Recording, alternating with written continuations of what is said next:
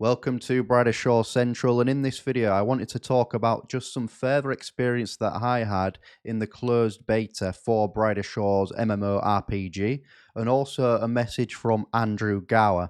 Now I'll talk about the message from Andrew Gower first, and this is what he has said, and I've also been allowed to share this information. It was available on the closed beta interface.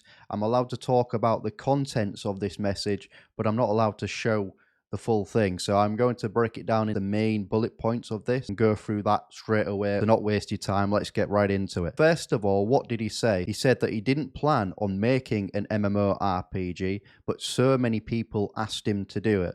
Now, of course, RuneScape is something that Andrew Gower created, and he created one of the best MMORPGs out there, ultimately in history.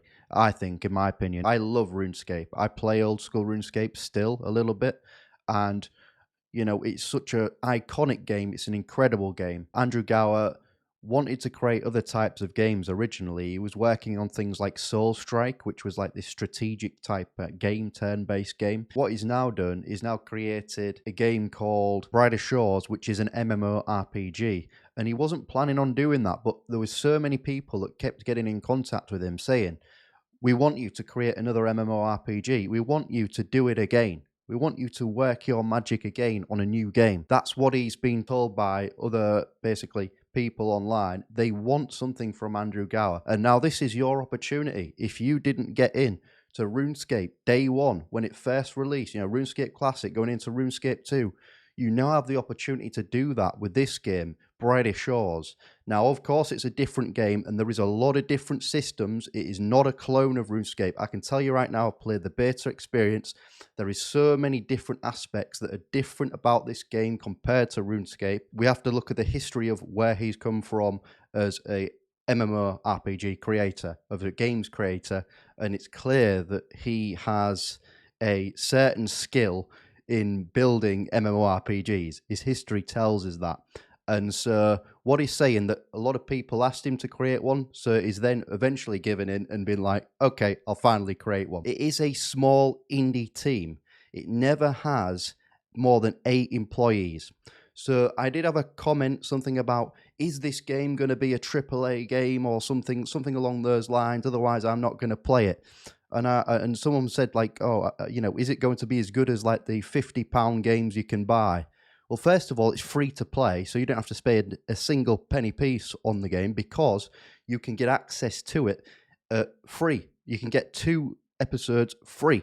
After that, there is a subscription cost that you can actually pay to get access to more of the game, but there is hundreds and hundreds of hours of content on the free game. He has not had more than 8 employees at the moment. He wants to test the game out, essentially. He wants to get the game out there into your hands, see if that you like it and that the community likes it. And if people support the game, if people continue to play the game, Andrew Gower is looking at increasing the number of employees that he has in all sorts of departments to then give that game that extra boost, that extra lift, and constant updates. So essentially, he just wants to give the game into your hands and then see how it does. Another point is he did not involve any external investors. So what does that mean?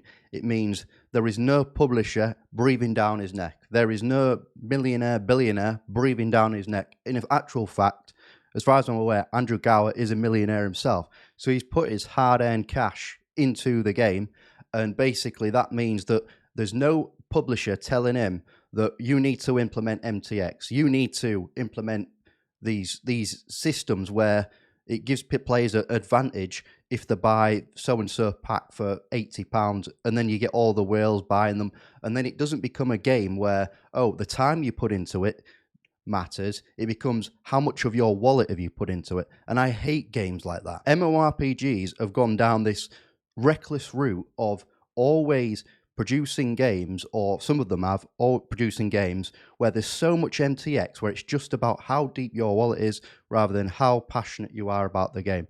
And I think that's totally wrong. There's no external investors, and he's made it because he loves making games. So his team's poured years of hard work into the game, and the game actually compares relatively well against its competitors in this place. That's what he said in this message. Also, he said that he wasn't planning on releasing early access, but wanted to share what they have created, and he couldn't stand it any longer. So he wanted to get that game out to you.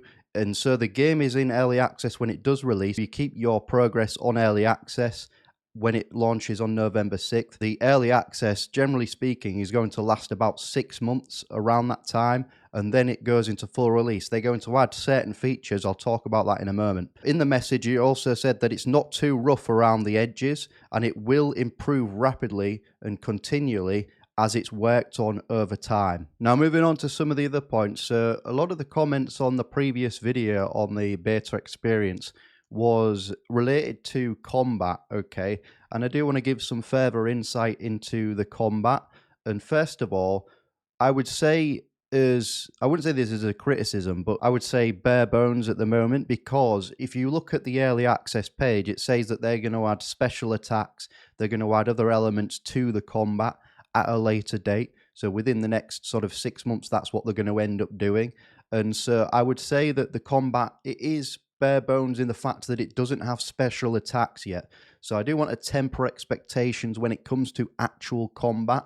Now, there is some interesting stuff in combat where basically you can switch out your equipment, and there's certain types of different weaknesses, and that's publicly available. I'm not expressing any new information. There is certain types of weaknesses, and so you switch out your equipment. So there is that element of strategy with it. The combat is also quite straightforward, I would say, but also there is an element of survivability. There's an element of resource management. So what you can expect is some competitiveness in the combat, but it is a very simplistic form of combat overall in the actual actions of the combat. Now, there is also lots of different combat choices. So you've got a wide range of different gear you can use. You've got a wide range of weapons you can use, and there's different styles that you can operate in. There's different strategies you can do. So there's a variety of stuff in the combat. But what I would say is that this game isn't all about the combat. It's been balanced quite well in the sense that the professions that you can train up that are non-combat professions are really effective too.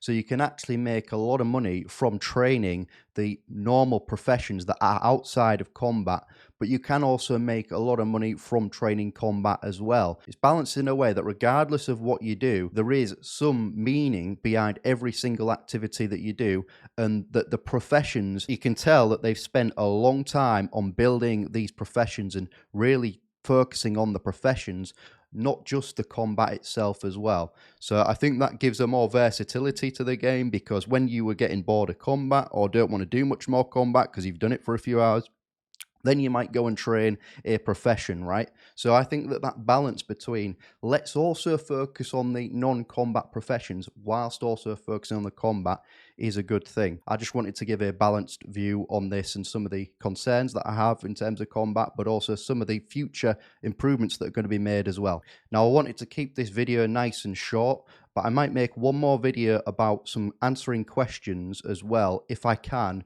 without breaking any sort of embargo that I'm under. But thank you for watching the video. Smash the like button and subscribe to the channel.